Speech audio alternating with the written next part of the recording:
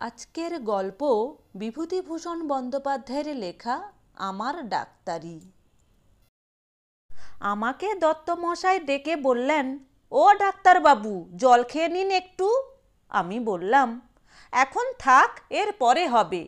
না না, সে কি হয়, আসুন সামান্য কিছু। আমার এ সম্বন্ধে একটু বাধো বাধো ঠেকে। রোজ রোজ আমাকে বাহিরের ঘর থেকে ডেকে এনে জলখাবার খাওয়ানো চাই।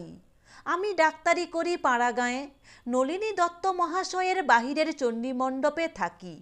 আমার কাছে ভাড়া তিনি নেন না, বলেন, না না, ব্রাহ্মণ দেবতা, আপনি আমার বাড়িতে দয়া করে বাস করছেন, এতেই আমার ভিটে পবিত্র হয়ে যাচ্ছে, আবার ভাড়া নেব এই পাড়াগাঁয়ে আপনার কাছে? সে যাগ্গে, ভাড়া না হয় না নিলেন, কিন্তু রোজ সকালবেলা ডেকে আমায় জলখাবার খাওয়ানো চাই। মুড়ি, গুড়, চিড়ে, নারকোল, যেদিন যা জোটে একটি পাথরের খোরা ভর্তি করে দেবেন। অত খাওয়া আমার অভ্যেস নেই বললেও শুনবে না। আমার লজ্জা করে রোজ রোজ খেতে। ভাড়া নেবেন না, তার উপর রোজ জলখাবার, এও একরকম জুলুম ছাড়া আর কি। দত্তমশাইয়ের মেয়ে এসে বললে, ডাক্তারবাবু, আপনি না খেলে বাবা কি কিছু খাবেন? দাঁতে কুটো দেবেন না কেন? ব্রাহ্মণ বাড়িতে অভুক্ত থাকলে বাবা খাবেন না? বটে, আচ্ছা চলো। সেদিন গিয়ে দেখি চাল ভাজা, ছোলা ভাজা আর ঝুনো নারকোল কোড়া, পৃথক বাটিতে খেজুর গুড়। চায়ের ব্যবস্থা এদের বাড়িতে নেই। সেকালে গৃহস্থ, চা খাওয়ার রেওয়াজ গোড়া থেকেই গড়ে ওঠেনি। আমি পাশ করা ডাক্তার নই, বাড়িতে বই দেখে হোমিওপ্যাথিক শিখে আগে গ্রামেই ডাক্তারি করতাম। কিন্তু গ্রামের লোক পয়সা দিতে চায় না, ধার বাকি ফেলে আর শোধ করে না। তাই দেখে শুনে এই রঘুনাথপুরে এসে বসেছি আজ প্রায় ৩-৪ মাস। আমাদের গ্রাম থেকে অনেক দূরে, ৮-৯ ক্রোশ। রেল নেই, হাঁটা পথে আসতে হয়। এ গ্রামে এসে প্রথমে এক চাষি কৈবর্ত গৃহস্থ বাড়িতে দিন ১৫ ছিলাম। হঠাৎ একদিন সকালে নলিনী দত্তমশাই গিয়ে আমায় বললেন, প্রাতঃপ্রণাম হই ডাক্তারবাবু, আপনার নিবাস কোথায়? আসুন বসুন, আপনার এ গ্রামে বাড়ি? আমার বাড়ির মালিক আমার সঙ্গে পরিচয় করিয়ে দিয়ে বললে, উনি এ গাঁয়ের একজন কর্তা ব্যক্তি লোক, ওর নাম নলিনী দত্ত। দত্তমশাই তাড়াতাড়ি বলে উঠলেন, না না, কর্তা না হাতি, ওসব কিছু না। তা গিয়ে আপনার কাছে এসেছিলাম একটা অনুরোধ করতে। কি বলুন? আমার বাড়িতে দয়া করে আপনাকে থাকতে হবে। আমার বাহিরের ঘর আছে, কোনো অসুবিধে হবে না। ভাড়া কী রকম দিতে হবে? আপনার নিজের বাড়ি, ভাড়া দেবেন কাকে? চলুন দেখি জিনিসপত্র নিয়ে। ভারী অদ্ভুত লোক তো, কিছুতেই ছাড়লেন না। লোক পাঠিয়ে জিনিসপত্র নিয়ে গেলেন মুকুন্দের বাড়ি থেকে। গত মাঘ মাসের কথা, সেই পর্যন্ত এখানেই আছি। আজ নলিনী দত্ত বাহিরে এসে বললেন, এখন কোথাও যাবেন? না। রুগী কীরকম হচ্ছে? মন্দ না। রোজ কীরকম হয়? তার কিছু ঠিক নেই। দৈনিক 2 করে টাকা তো হওয়া চাই। তা এখনও হয়নি। রাঁধবেন আজ একটু দেরিতে। আমি তখনই বুঝেছি কোনো একটা কিছু দিতে চাইছেন। রোজ রোজ নেওয়াটা ঠিক নয়, চক্ষু লজ্জায় বাঁধে না। কি একটা ওজর করব ভাবছি, এমন সময়ে দত্তমশাই বললেন, একটা বড় মাছ আজ নেদের পুকুর থেকে ধরতে বলেছি। রসিক সর্দার বলে আমার এক বাল্যবন্ধু, সেই নিয়ে আসবে। আপনাকে মাছ একটু দেব। ও আচ্ছা, বেশ। আর কি বলি, রোজই এই রকম চলছে। দুপুরের পর হঠাৎ 4 জন লোক এসে হাজির, হাতে পোঁটলা, কাঁধে ছাতি। দত্তমশাইয়ের কাছে খবর গেল। তিনি খেয়ে একটু শুয়েছিলেন, শুনে বাহিরে এলেন। ওদের দেখে আনন্দ বিগলিত ও কৃতার্থ প্রায় হয়ে বিনীত সুরে হাত জোড় করে বললেন, আসুন আসুন, পরম সৌভাগ্য। ওরে ও দীপু, গা পা ধোয়ার জল দিয়ে যা। দীপু দত্তমশাইয়ের বিধবা মেয়ে, বাড়িতে অন্য মেয়ে মানুষ নেই। হাত মুখ ধোয়ার জল সেই নিয়ে এলো। দত্তমশাই বললেন, তাহলে আপনাদের আহারের জোগাড় করি। ওদের মধ্যে একজন বললেন, হ্যাঁ তা হোক। আবার বেচারি দীপুকে অসময়ে আগত এই 4 জন জোয়ান অতিথির জন্যে রান্না করতে হয়। তাই কি ভাতে ভাত রান্না? তা হবার জো নেই। দত্তমশাই বসে তদারক করবেন অতিথিদের পান থেকে চুন না খসে। এরা নিয়ে এসে ভিজে কাপড়ে দাঁড়িয়ে রইল। দত্তমশাই ধোপদস্ত 4খানা ধুতি বের করে দিলে তবে পড়লে। তারপর জলযোগ সেরে ওরা যখন বসে পান খাচ্ছে, তখন কৌতূহল আর চাপতে না পেরে জিজ্ঞেস করলাম, আপনাদের নিবাস? দুজনে বললে হাটগাছা। অন্য দুজনের বাড়ি অন্য এক গাঁয়ে। বললাম, দত্তমশাই বুঝি আত্মীয়? একজন বললেন, না আত্মীয় নন। পরে শুনলাম ওরা এখানে আসেন খাজনা আদায় করতে। বছরে 1বার বা 2বার আসেন এবং এখানেই ওঠেন। পার্শ্ববর্তী গ্রামে এদের নিজের নিজের বিষয় সম্পত্তি আছে। প্রতিবার এসে 10-12 দিন থাকেন। খাজনা হঠাৎ তো আদায় হতো না। একজন প্রজার কাছে 1বারের জায়গায় 10 বার ছুটতে হয়, তবে তারা পয়সা বের করে। এবারও রইলেন প্রায় 10 দিন। যতক্ষণ একটি প্রজার কাছেও খাজনা বাকি থাকবে ততদিন এরা নড়লেন না। আর অসীম ধৈর্য আর আতিথেয়তা দেখলাম দত্তমশাইয়ের। একবার মনে হতো পায়ের ধুলো নিয়ে দত্তমশাইয়ের। সকাল থেকে ছুটোছুটি করছেন কোথা থেকে গলদা চিংড়ি মাছ আনা যায়, ভালো রুই মাছ কি করে সংগ্রহ করা যায়। অমুকের বাড়ি থেকে পটল আনছেন, অমুকের বাড়ি থেকে মানকচু আনছেন। সর্বদা চেষ্টা অতিথিদের কি করে খুশি করবেন, কি করে ভালো খাওয়াবেন। এরাও জানে দত্তমশাইয়ের হোটেলে যতদিন ইচ্ছে থাকো, কেউ বারণ করবার নেই। আমার কষ্ট হতো দীপু বেচারির জন্যে। হোটেলের রাঁধুনি তো আর দ্বিতীয় নেই। 2 বেলা রান্না, তাও কি সোজা রান্না? হরেক রকমের রান্না। গরম জল, কাপড়ে সাবান দেওয়া, সর্দি কাশির পাঁচন জাল দেওয়া, সব ওই বেচারির ঘাড়ে। ওরে দীপু, সরকার মশাইয়ের বড্ড সর্দি হয়েছে, একটু পাচন করে দিস তো। দীপু অমনি বেরুলো গুলঞ্চের লতা আর বাসক ছাল জোগাড় করতে। একদিন দেখি বকছেন মেয়েকে, তোর একটু হুঁশ করে চলা উচিত। কাল বিশ্বেষ মশাইকে মশারি টাঙিয়ে দিলি, তা দেখলি নে কোথায় ছেঁড়া। তিনি সারা রাত ঘুমোতে পারেননি মশার উপদ্রবে। কেন, দেখে তখনই একটু সেলাই করে দিলেই মিটে যায়। তোর হুঁশ বড় কম। মনে মনে ভাবলাম, ওর হুঁশ যদি কম হতো তবে আপনার এ অবারিত দ্বার হোটেল কোন কালে দরজা বন্ধ করে লালবাতি জ্বলত। কি রত্ন পেয়েছেন ঘরে তা ভালো করে চোখ চেয়ে দেখুন। একদিন দেখি বাড়ির সামনের জঙ্গলের মধ্যে দীপু কি করছে। বেলা পড়ে গিয়েছে, সন্ধে হয়। বললাম, কি ওখানে দীপু? কচুর ডাঁটা কাটবো। এখন কেন? ওনারা কাল কচুর শাক খাবেন বাবা বললেন, তাই এখন তুলে ধুয়ে রাত্রে কুটে রেখে দিই, সকালে সময় পাবো না। এখন অবেলায় ওখানে না যাওয়াই ভালো, সাপ বেরুতে পারে। এখন না তুললে তুলব কখন? কাল সময় পাবো না। আজ সারাদিনের মধ্যে এখন একটু যা সময় পেলাম। দত্তমশাই কোথায়?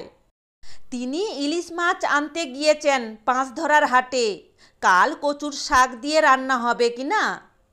আজ ইলিশ মাছ এনে কাল রান্না হবে? কেন হবে না? আজ বেশ করে ভেজে রাখবো রাতে। কাল মাছ পাবেন কোথায় হাট ছাড়া? কাল না খাওয়ালে ওদের কচুর শাক খাওয়ানো হবে না। পরশু চলে যাবেন সব। যাবেন সত্যি? আমার মনে হচ্ছে না। দীপু আমার কথার শ্লেষ বুঝতে না পেরে বললে, কেন মনে হচ্ছে না? মেয়েও তো দত্তমশাইয়ের বাপের মতোই সরল। বললাম, না তাই বলছি। বাবা বলছিলেন কালকের দিনটা ওরা আছেন, পরশু চলে যাবেন। কাল রাতে তালের বড়া করে খাওয়াতে। বেশ বেশ খাওয়াও, অতিথি সেবাই পরম পুণ্য। কত রকমের রান্না হচ্ছে বাড়িতে, কিন্তু আপনাকে দিতে পারি নে বলে কষ্ট হয়। দিতে বাধা দিচ্ছে কে? আমি বাধা দিইনি অন্তত।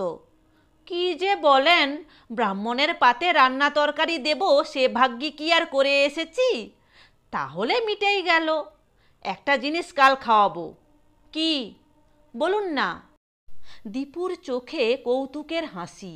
আমি বুঝতে পেরেছিলাম ও কি জিনিসের কথা বলছে। তবুও মজা দেখবার জন্যে বললাম, তুমি বলো, আমি বুঝতে পারলাম না। কচুর শাক?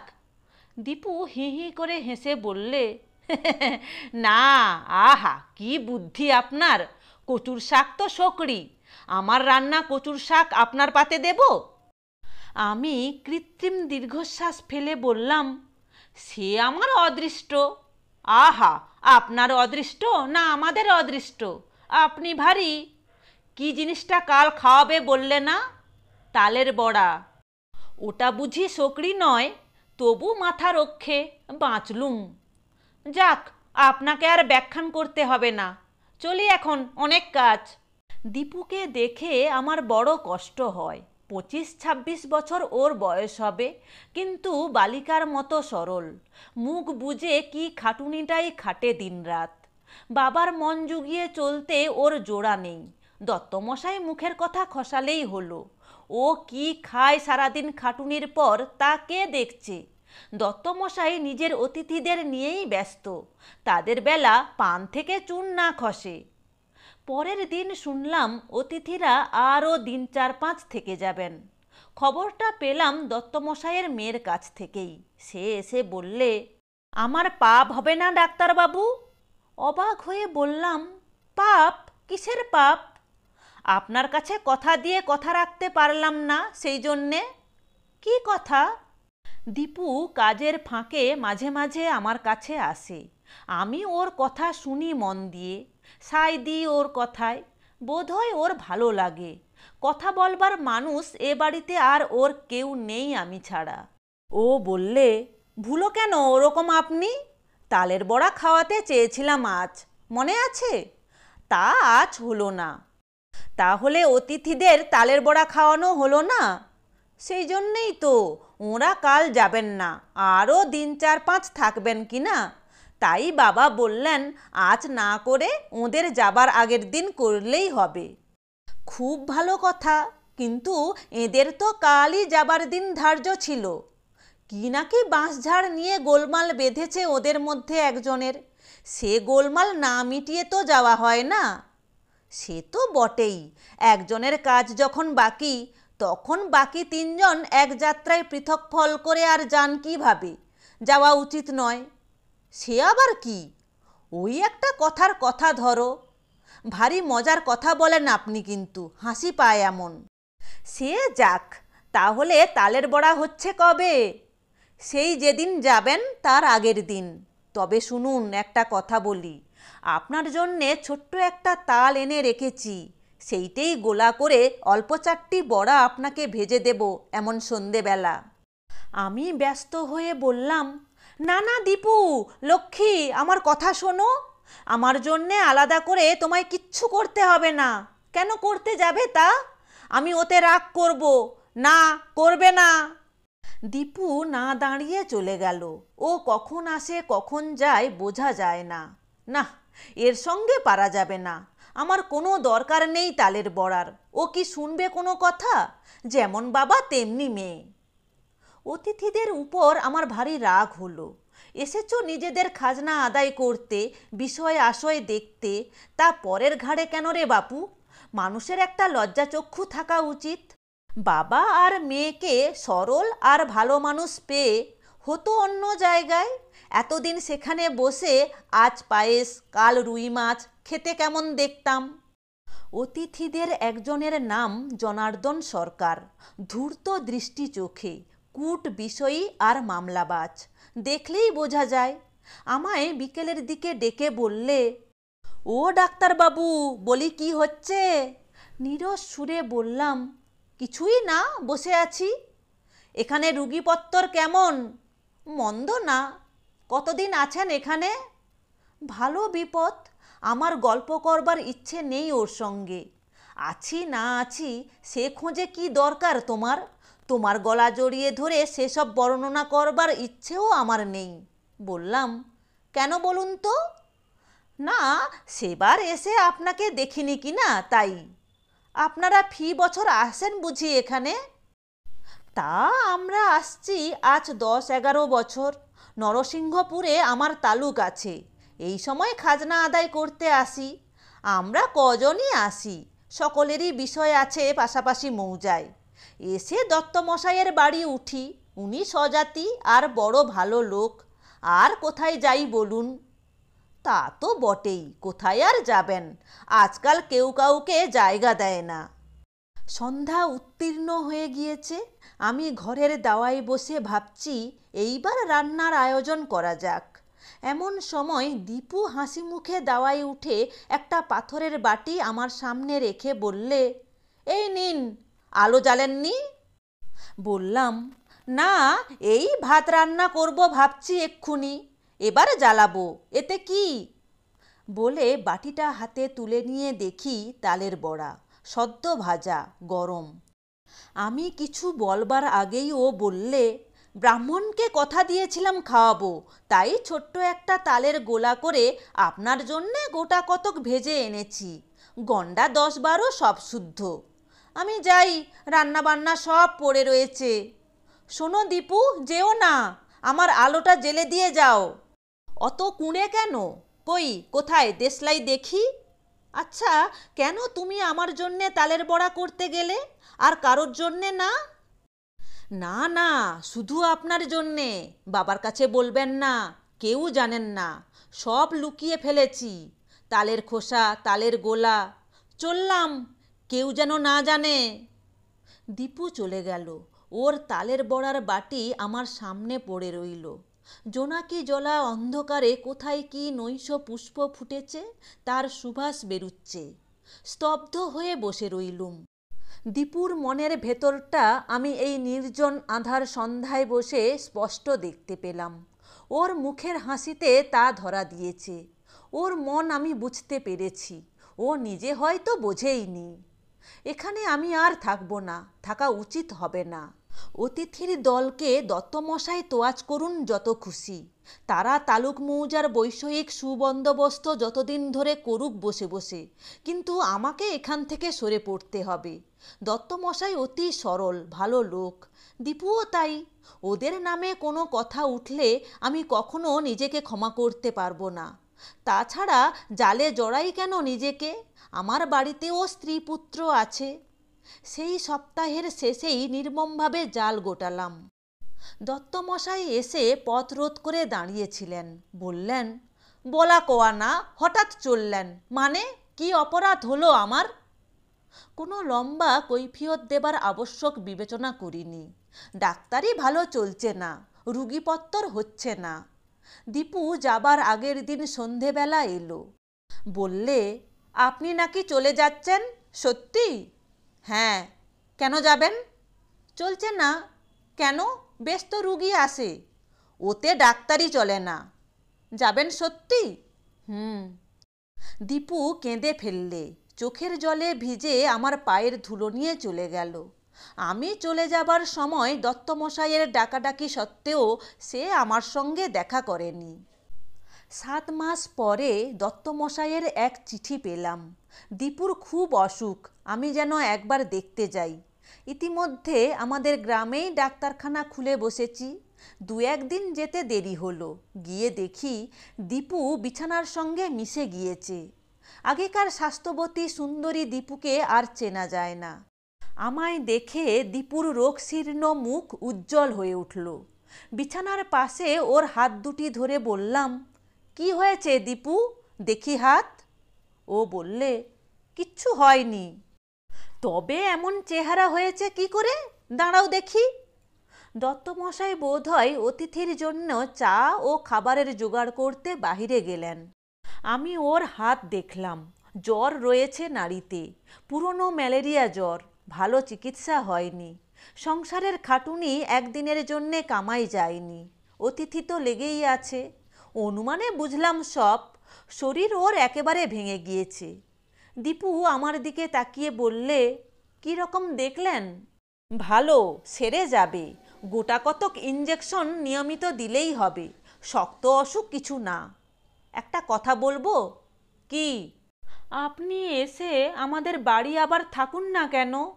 আচ্ছা আচ্ছা, সে হবে, দাঁড়াও, একটা ইঞ্জেকশন দিতে হবে এক্ষুনি। দেবেন এখন?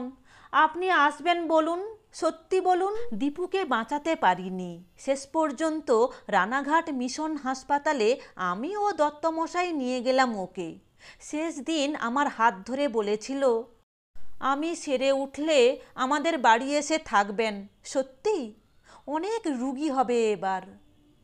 চূর্ণী নদীর ধারে ওর সৎকার করার পরে আমরা দুজনে ফিরে এলাম দেশে। দত্তমশাই আমার হাত ধরে কাঁদতে লাগলেন, বললেন, একলা থাকতে পারবো না ডাক্তারবাবু, আমার বাড়ি এসে আপনাকে থাকতে হবে, আমার আর কেউ নেই। দীপুকে কথা দিয়েছিলাম হাসপাতালে, দত্তমশাইয়ের বাড়ি এসে আবার ডাক্তারখানা খুলেছি। দীপুর মুখের কথা সত্যি হয়েছে বটে, আজকাল রুগীর ভিড় খুব।